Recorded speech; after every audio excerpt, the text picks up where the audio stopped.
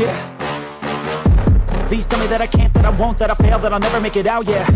Please tell me all the bad, never good, fill my head full of every single doubt, yeah. Please say any negative thoughts, I pop off when I hear people say I cannot. I get off to the All right, everybody, welcome back to That EFIN Sports Show. As promised, extra treat this week because we have not one, but two Division I coaches on the show. We have Coach Sam Hare back with us. Welcome back, Coach. Thank you, man. Good seeing you. And then we have Coach Rich Haddad, former coach at Jacksonville, and worse, had to deal with Coach Sam Hare for a number of years. Welcome to the show, Coach. Thanks for having me. Looking forward to it. I want to start with, I guess I don't know who wants to tell the story. Let Coach Haddad. It's his story. Okay, and that's kind of what I was thinking.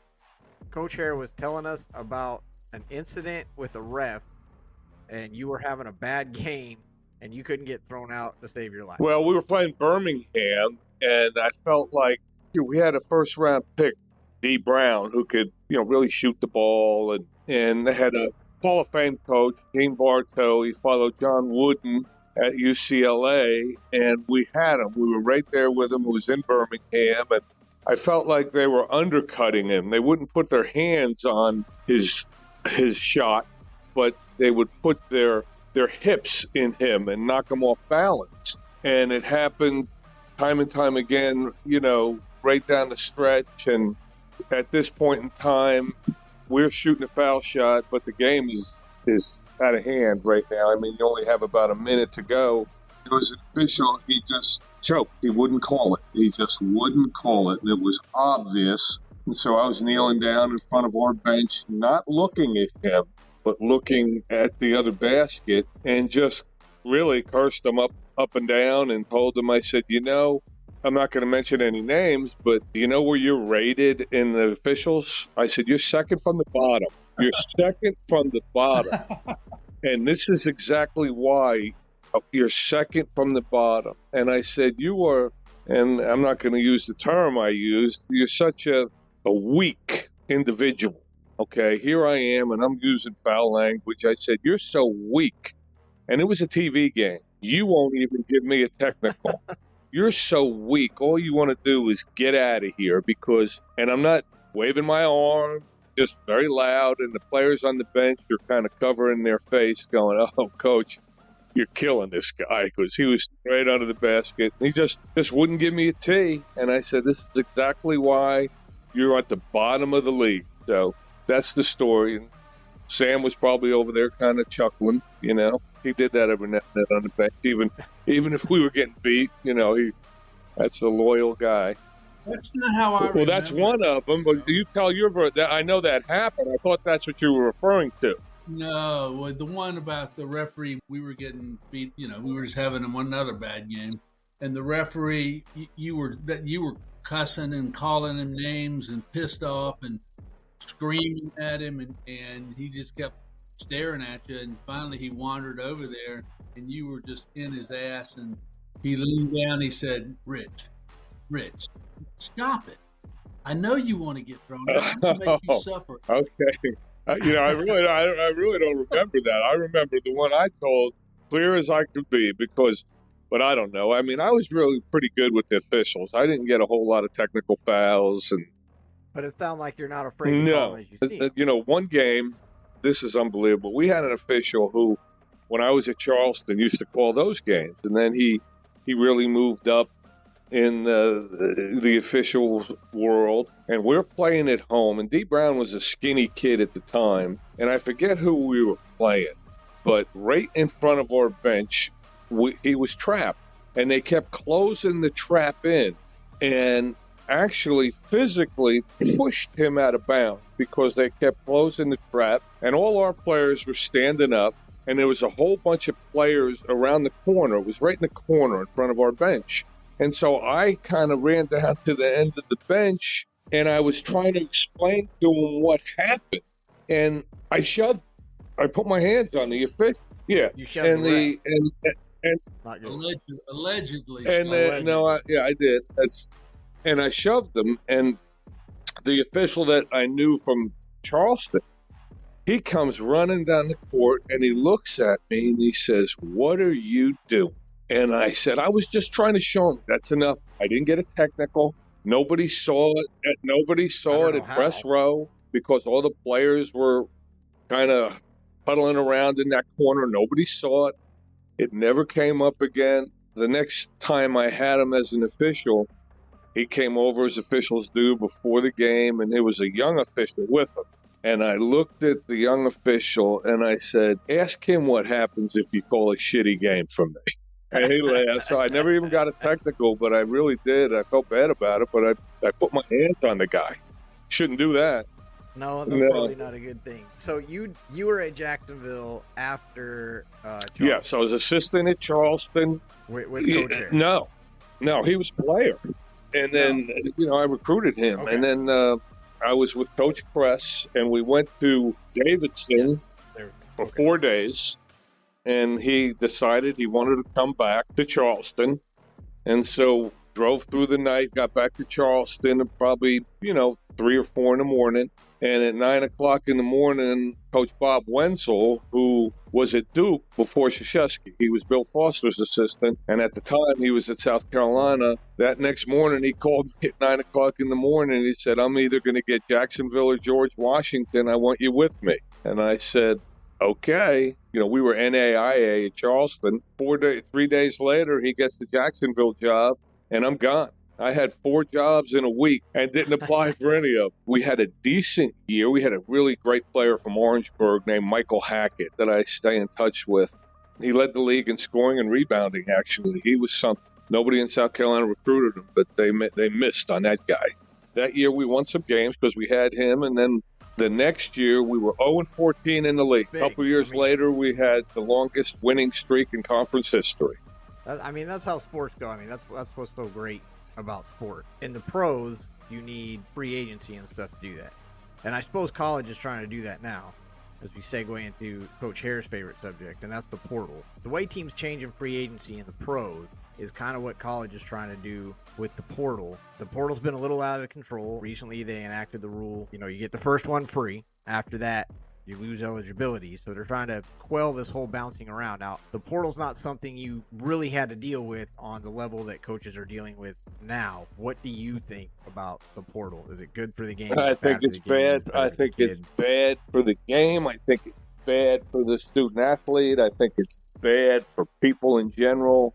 Now, why is it bad for the student athlete? Because I can understand. I'm a good example. I go to Charleston, I play a little bit, then I don't play for a couple of years, and then I end up starting. How often do you see that? We had guys at Jacksonville that never left. They could have gone anywhere. They were great players. They never left. 4 years, stayed with us, and to this day, they'll tell you it was the best time of their life because they stuck together, up and down. If things are going bad, hang in there. It's what life's all about. I have people call me, can you work with little Johnny? No, he can't play. And when he gets cut, Mom, it's a good thing because little Johnny's not in your backyard for 3 hours a day working on his ball handling, is he? No. Well, then it's good he gets cut. These kids these days, they have no loyalty to anything. And I'll tell you what, if I was a coach today, I don't know that I would try to have the same relationship with a player that we had back in the day. Like Sam's team, we still talk constantly as players and coaches, and they're together. But now, if I coach now, I wouldn't try to get that close to a kid because if all of a sudden I got to cut him, I'm cutting them. And we would never do that in years past. Well, it's a different landscape now, right? We'll kind of get into this later on, but it really is. Everyone's on such a short leash now that you have to have that winning program to maintain your job security. And it's not just about the contract from a coach's perspective. It's that you won't have a job. If you don't win and win now, good chance you're going to be somewhere else next year or two. Recruiting or coaching? Chris, this guy was the best recruiter on the face of the earth. Yes, you've told us this. I'm not saying that because he signed me. He was absolutely amazing of what he could do with a kid and how he could turn a kid. And he's got to get his props as far as that. I don't know if there was a better recruiter in face. Now, Sam will tell us, Coach Hare will tell us that your key move was to go into the house and go straight to the kitchen. Pretty much, and wanna find out how to cook something. How do you cook it? What's the deal? I love to cook. Kind of just get to know people. But was there a tactic there? Coach Hare saw it as a fantastic tactic to kind of get in with, the family, the grandmother, the kind of head matriarch of the family, in order to win that favor, get on the good side. Was it as much tactic as Coach Hare thinks? Yes, you have to. That was just me. I enjoyed making them laugh at a home visit. I would have a shooting guard, and I'd say, okay, here's the way we're going to get you shot. And I'd say, okay, Grandma, stand up. You're going to screen for him. And then I'd have her come over and try to set a screen, and then I start yelling at her, what kind of screen is that? Try to do two things at once. Get the young man to know, I'm getting all the shots. And number two, have fun with Grandma. Just got to kind of be real and then touch base with everybody and figure out who are the key people that are going to help this guy make the decision and what are the key issues. And you just don't go in there and put your brochures out in front of them. That doesn't work. What made you take Coach Hare along for the ride? Well, he played for us. I saw him play when we played, back then it was called the Baptist College. It was Charleston Southern. And as a freshman, he killed. He just killed us. And then he went to a junior college. He actually, believe it or not, I was recruiting him, and early in the season that year, broke his wrist. And I was so excited because I knew no one would get a chance to see him play. I was just really happy he broke it. And so we got him, and he was John Press's first real sign. And he was top 5 players in South Carolina. He was a hell of a player. He just had a good attitude, and he had a good relationship with other teammates and adults. I knew he was into the coaching, and then he followed me a couple coaches later at Charleston, and then I got the job, and he was really the first guy I hired. And he did a really good job for me. And the coaching, we had the same ideas, similar, working for Coach Press. And I added to that with working for Coach Wenzel. And that's what I was going to ask. So you have kind of a different perspective in the sense that you learned a lot from Coach Crest, and then you learned a lot from Coach Wenzel, and then you got to put your own spin on it. How do you think yours kind of differed from theirs? I know Coach Crest was, fundamentals, big fundamental guy. Obviously, you bring that to your coaching style. What was your spin? It was a little different. Coach Crest at the time, and he adapted. It was unbelievable how he changed over the years. But at the time, his early years, like when he coached Sam, X and O's, it was a well-oiled machine. And then, when I went to Jacksonville and started working with Coach Wenzel, he recruited the best players in America at Duke. He had Jaminski and Banks, and so they could get their own shots somewhat. And they can do their own thing a little bit more than some of the guys we had. So we didn't have to be quite as precise offensively. You let them go. Yep. We had some great players, a couple first-round picks, 4 second-round picks. And so there was a balance there, and you make sure you could get a good shot, but then at the same time, you let them do their thing, too. You learn from both of them.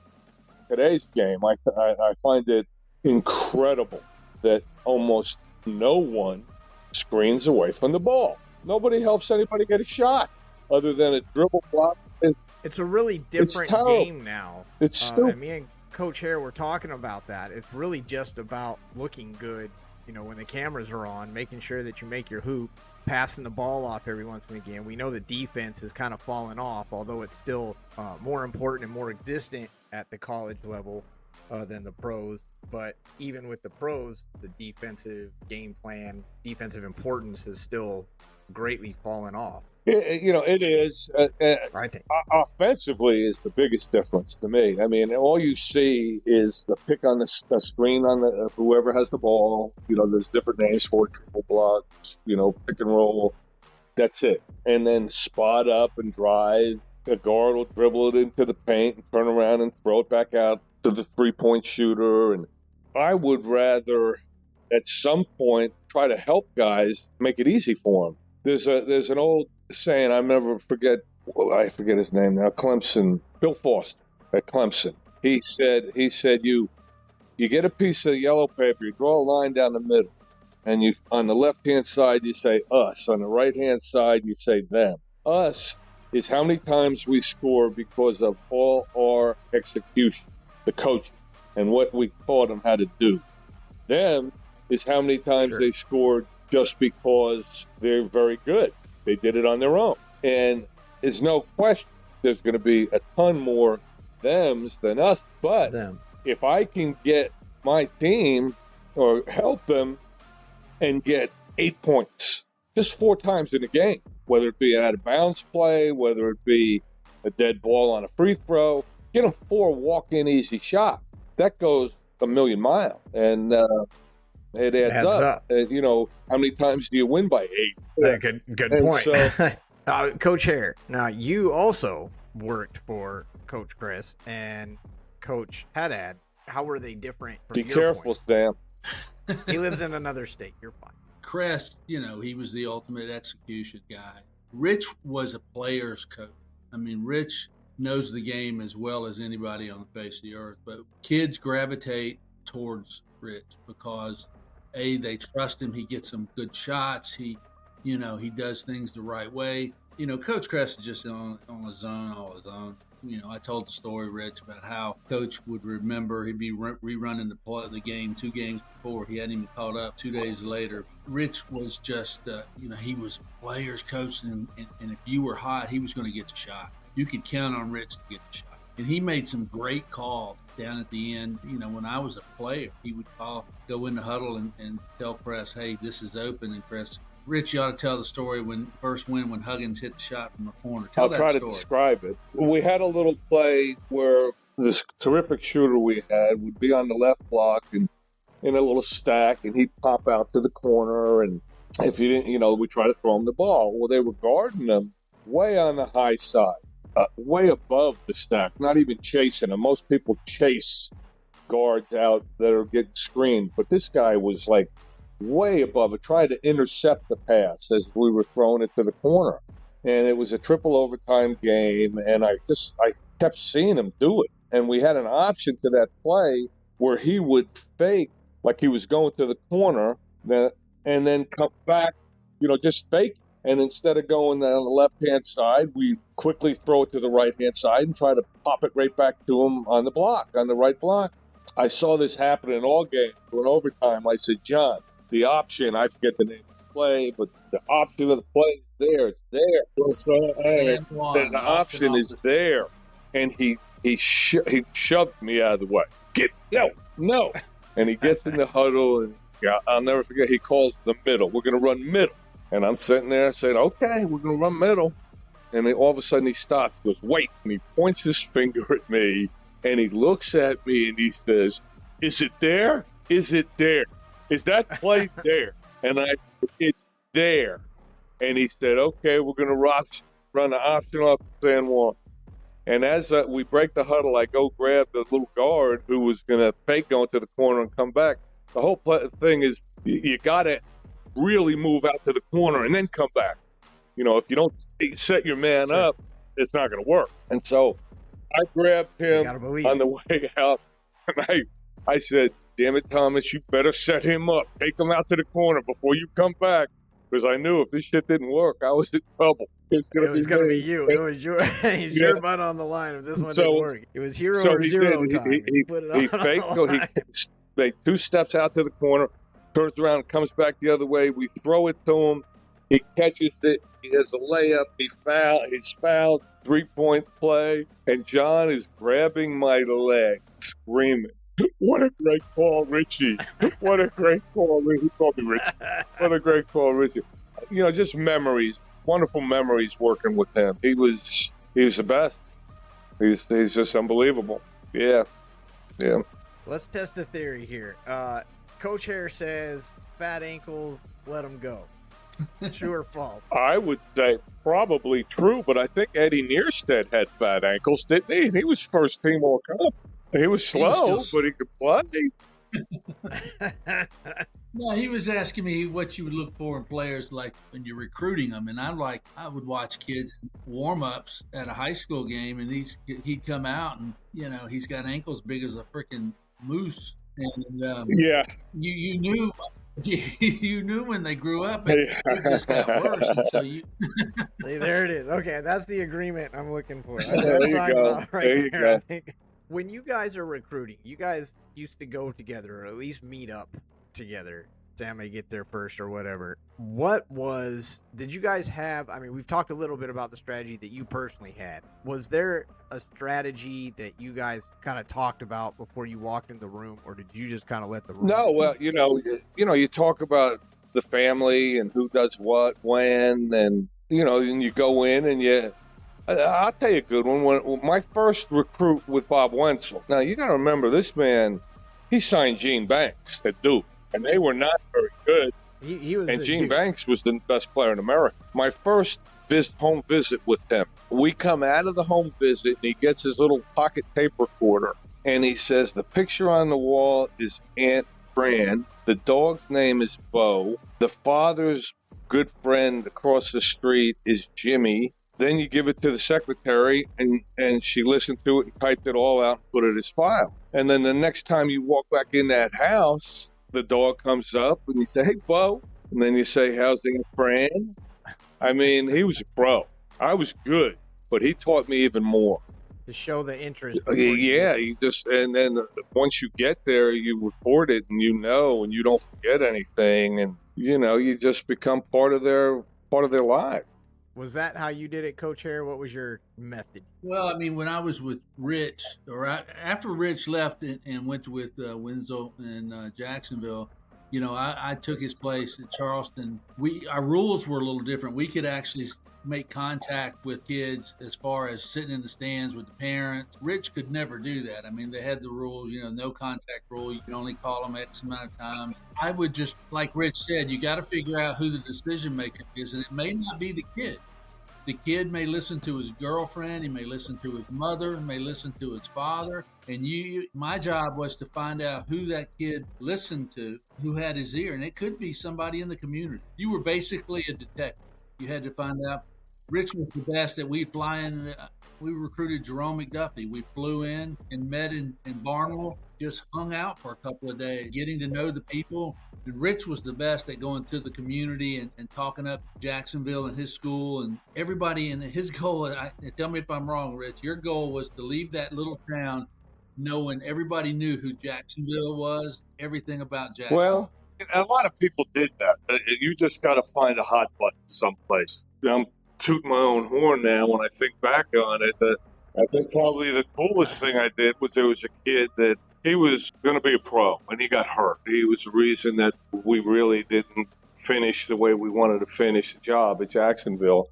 6'8", 245, 250, played with Corciani out of high school, went to the top of the box, and it ended up coming down between us and Houston by Slamma Jamma. And my first home visit with him was I knew how paranoid his mother was about the SAT score for the kid. And so here I am, an assistant, and I go down to Miami, and I walk in the house, and I have a little TV that has a VHS component to it. And I walk in the house, and I said, ma'am, Coach Wenzel's going to come back if that's okay. He was head coach.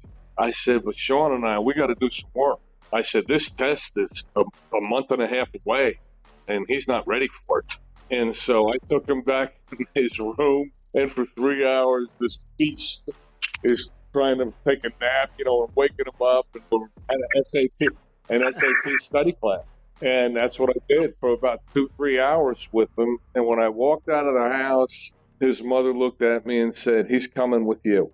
And it was over. That was it. By Slamma Jamma was in there, and Visit Houston, and we got him. There it is. Show that you care. I mean, like you said, win the family. But in this case, you actually did care. I think that is a big difference. Once you were done at Jacksonville, I read an interview that you did. You were kind of contemplating what you were going to do next. And you said something to the effect of, I don't know if you were at a conference or if you were saying it metaphorically, but you were kind of looking around the room at what the other coaches were doing, what the other coaches were going through, and you said, that's not going to be me, and you just left the game. And now you're a very successful State Farm insurance agent, and you've gone on to do great things, and you said in the interview that you don't regret it for a minute. At that time, did you know it was the right decision? Here's what happened. I took my wife, Shannon, and by the way, I met her on the basketball court at the College of Charleston. I took her to the Final Four out in Seattle, and there was a gentleman there who was a great lecturer for high school kids at camps, and I was a five-star kid. And there was a camp called the Five-Star Camp that was the big recruiting camp up east. And his name was Marv Kessler. He was Marv Kessler, U.B. Brown, Patino. They were all the guest lecturers. Marv had broken into the college ranks. I was talking to him in the lobby, and the lobby at the Final Four is where all these coaches are running around trying to find a job. Here I am with Marv, who just blew me away because as a camper, he just blew me away at his lectures. He's talking to me, and all of a sudden he says, I got to go. There's so-and-so. He just got this job. I got to try to get on with him. I got to go see him. Good seeing you, Rich. And ran away and starts running around in the lobby, to find another job. And I looked at my wife, and the guy he's applying with doesn't know 1/10 of the basketball, this man. And I looked at my wife. I said, that will never be me. I will never do it. Yeah. I'm not doing it.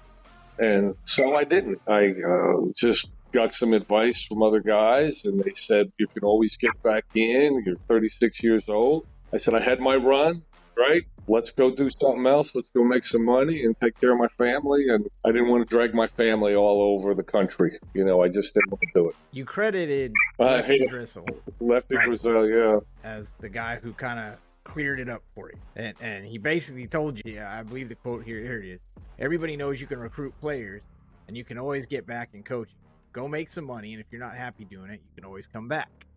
Was there ever I'm coming back? Was there ever a might come back moment? Nope. So after you left, you got into the new thing, and you never looked back. But I got to tell you, to be honest with you, I was pissed off every day. In 2011, you said the same thing. That was your motivation every day as you woke up pissed off. It made me work. I just worked that much harder at my new career. I just said, that's it. I had my run. I'm not going to go down 2-3 levels and, just put my family through that. That was a big part of it. I didn't want to do that. I just didn't want to do it. Although my wife was very supportive, she would have done whatever I wanted to do. And she loved it when I was assistant coach. Now, Coach Hare, we haven't really got into it, but when you were done coaching, did you ever look back? We don't really know this story about when you got done. We've talked about how you got in. We've talked about all the things you did when you were there, but we never really talked about when you decided that was it. You just have a bad taste in your mouth. I decided that, Kevin, our oldest was born, and so I'm like Rich, do you want to start traveling all over the place? And so I did, all my buddies, the guys that Rich talks about how we stayed close with, Mark McClam, Ali, Bill Bates, they're at the tournament. They actually called me last night, Rich, and they're sitting in the stands behind the Charleston bench for the tournament. But they were all in some sort of sales, medical sales primarily. I had never needed a resume, because whoever you signed was your resume back when you were recruiting. Sure. Rich Nook taught me everything I know about these guys flew down, my brothers, and they flew down and got me a resume up and taught me how to interview. My first job was a pharmaceutical job with a company called Allergan. It created Botox and eye care company. And this was all new world to me. And so the guy, he's looking at me. This is the headhunter. He's like, finally, he looks at me and he says, you know what? I'm going to put you in front of this guy, but there's no way you'll get this job. And I swear that's exactly what he said. There's no way. He told you that you weren't getting the job. I'm not going to get the job. You go out here, you do your thing, but don't hope for anything because it's just not going to happen. Well, it wasn't even that nice. He was like, you just don't have any experience. I said, have you ever recruited a kid from his mother's womb and get him to come to your school for 4 years? And she's going to trust you to protect that kid or hers? And he just kind of looked at me. He said, you still won't get this job. Well, The guy that doing the hiring is a guy named Steve Henderson, and I remember this because he was a football player at Georgia Tech. I ended up in the final 2, and then all of a sudden the recruiter's his little attitude changed. He gave me the job. He said, "I gave you the job for the reasons he said you wouldn't get it. You know, you were competitive all your life. You learned how to selling, recruiting. What's the difference?" That's kind of how I see it. That was kind of like, these are pretty similar jobs. You just didn't have the polished resume and all that. But you know what? It's at the end of the day, you get the deal, you sign the kid. It's still the same. It's the same. I got I got a job kind of quickly because of Steve Henderson. I've had a good career doing that. Yeah, do you miss coaching? Yeah, sure you do. But like Rich says, you had your run as players, as assistants with John Crest. That's legendary. You'll always have those memories. And now we're like a family. We still play golf with Coach Crest's tournament. Rich is he's a scratch golfer, but he's playing from the ladies' tees. I'm a little disappointed in him. And we've stayed close. To me, it's no different. It's all about your family and your brotherhood that you created over all these. We would be remiss to have 2 Division I coaches with us and not talk a little bit of basketball, current basketball. The conference championship week is upon us. We already have teams that have solidified their spot in. Other ones will get decided tonight. They get decided every night all week long. The big conferences, of course, coming on Monday. Kansas or Alabama? Who is stronger? Kansas. No question. No question. Why no question? I agree with you, but I want the coach's perspective. To me, they've just got the balance. They've got winning it. They've got 4 guys that are double figures. We are having some technical issues with your mic. Can you hear me better now? I can hear you, but you kind of sound like a Star Wars droid. How about that now? Is that better? Not a big deal. I'll tell you what sold me on Kansas. When I watched Baylor go in there and destroy them in the first half at Kansas. And then I'm thinking, wow, those guards at Baylor got hot. It's unbelievable what they did. And then I see the score the next day. Kansas beats them 15. And they're just really good. Yeah. Coach Hare, you said Kansas as well. Yeah, I same reasons. I mean, they've got a balanced attack. They can rebound. They're big. He's got guys. In the past, they've seemed to have issues, shooting the ball at times, and I think they've rectified that. They're pushing it. They just have all the pieces. Why is Purdue still number 4 in the Big Ten, despite what some of the other teams like Indiana and Penn State and things like that are doing? What they did early and how dominating they were. People, I think, have learned how to guard. When they do throw it to Edey, he's going to take a step out to receive the pass. And now he's not going to be able to score from there at ease. He's such a good passer that if he gets it down low and you double team him, he passes out beautifully. But why is Purdue still at because of what they did early. I mean, you kind of just ran down all the things that's going wrong with Purdue. Because they still can dominate. But why are they Because there's still so much respect for them. Well, look at what they did. They were number 1 for a while. Well, sure, but isn't Indiana doing as much? They've dominated Purdue a couple times. There's definitely an argument for it. I'm just playing devil's advocate. I just think, you think about playing Purdue and it's spooky having to play that guy. So maybe that's what's in people's minds. The phrase, this time of year, it's strength of schedule. That's true. There is actually a lot of belief that Purdue will drop the number 2. Hey, Joe Lenardi's thing, he's got him at 2. Yeah, he does. And that's just very recently. And I agree with that. I actually have a lot of respect for Lenardi's stuff. Hits a lot of stuff on the head. But that's just me. A lot of people don't. Let's talk Charleston, because you guys both have connections there. And then we'll get into some more of the bigger names. Charleston, they play in a couple minutes. Yes, you're right. They are playing against not Hofstra, which is very surprising. UNC Wilmington. Yes, because Charleston and Hofstra dominated the standings for the CAA. They dominated the league. Hofstra dominated the tournament, and then they blow the last game against UNC Wilmington, who also deserves to be there. UNC Wilmington now is 3rd. Towson was 4th. So it's not like they're losing to teams that shouldn't be there.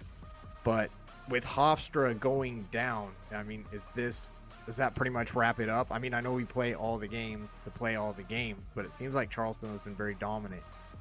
Charleston was down, went up. How many They were points, down Rich? 5-6 points last night. No, they've had games That kid from all year Australia. long. They've been down in games. So no, this is no walk in the park. I can tell you that. But and sooner or later, what happens is one of those characters just gets hot, and they've got 4 or 5 of them that can do that.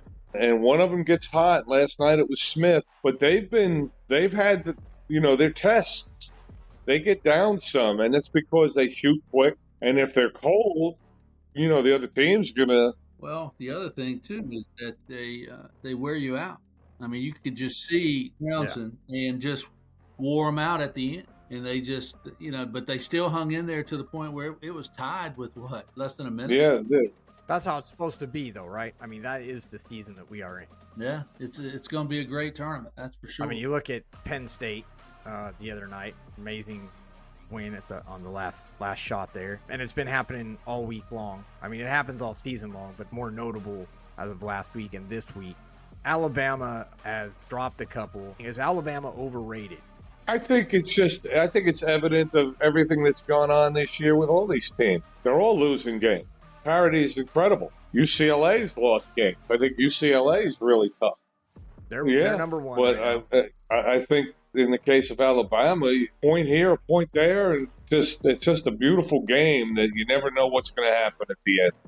Who's a team or a couple of teams, if you have them, that are getting in that maybe people don't think are getting in? Or we can flip that around and say who's not going in. You can take this from either angle.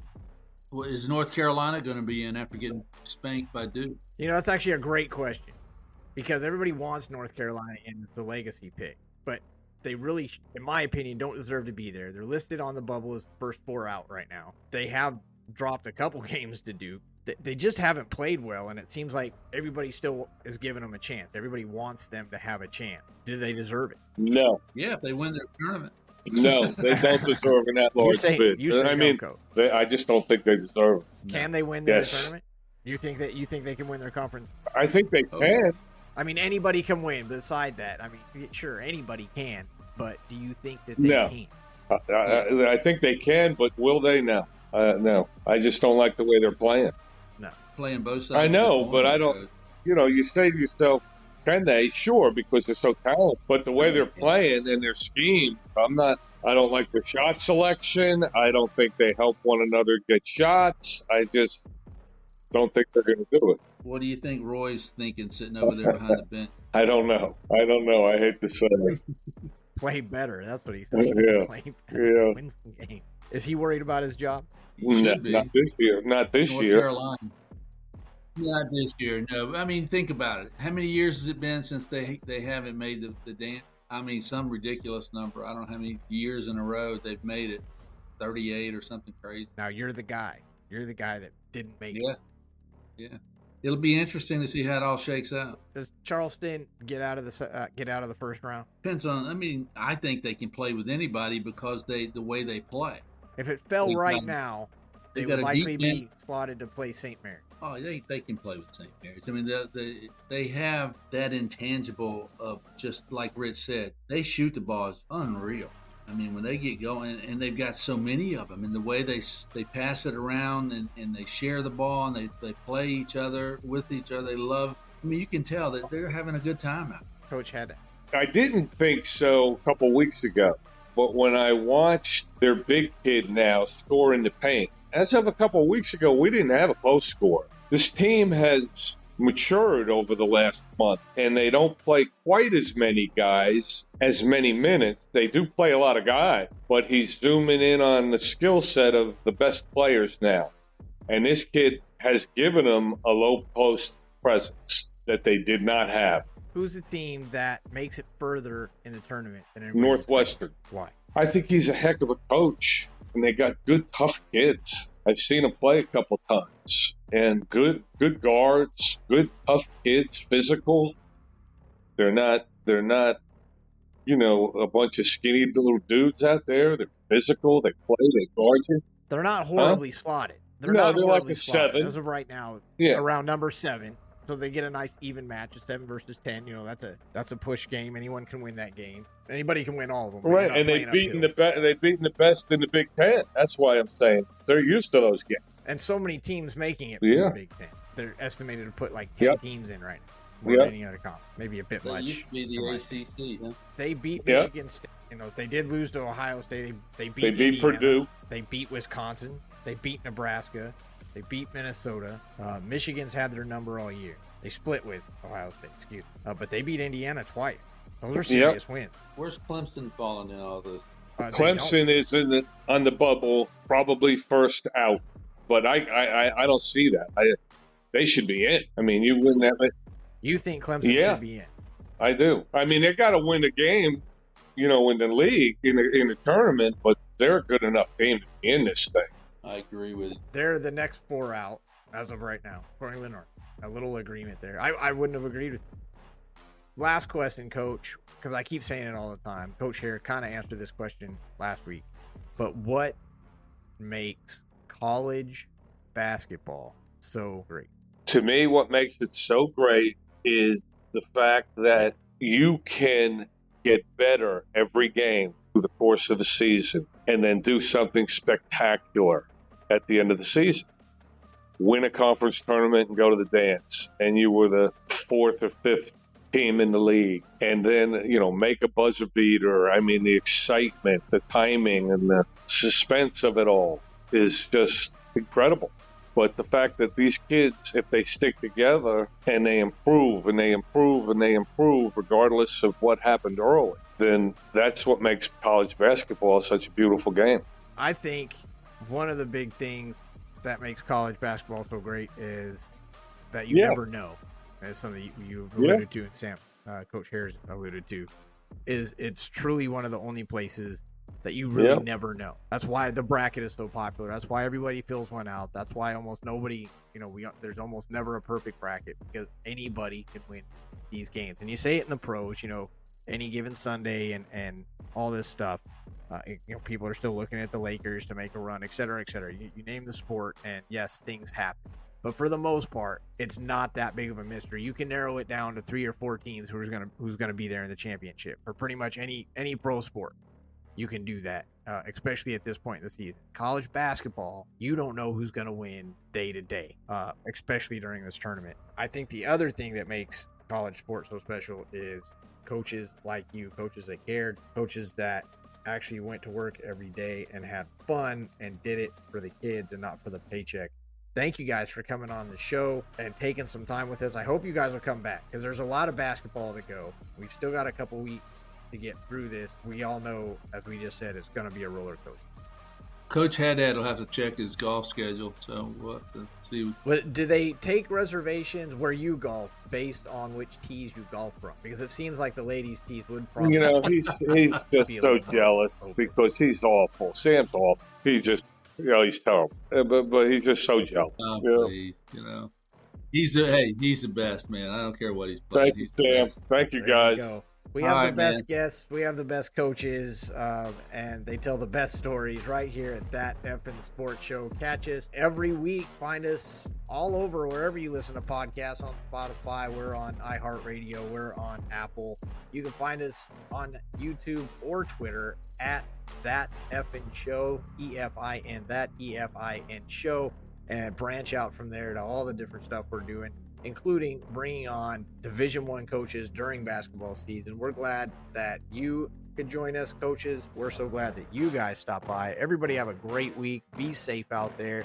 Enjoy the sports. And, man, we'll have plenty to talk about next week, I guarantee. Everybody take care. Good night. Go Cougars. Please say any negative thoughts. I pop off when I hear people say I cannot. I get off to the thought of proving everyone wrong. I won't stop to the top, so you better back off and get lost. I'ma stay loud, stay proud. Never running out, never heading south. I'll be spreading out, call it word of mouth. Can't put me down, I'll be getting loud.